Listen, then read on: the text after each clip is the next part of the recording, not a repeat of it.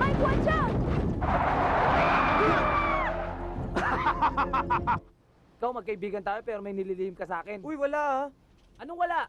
Nagtatampo na ako sa'yo. Ang hirap sa'yo eh. Siguro may racket ka ng iba, di mo sinasabi sa akin. Samantalang ako, nung mapasok ako dito sa gym na to, sinasabi ko kagad sa'yo. Dahil magkadikit tayo. Pagkatapos ikaw... Saan na naman nagpunta yun?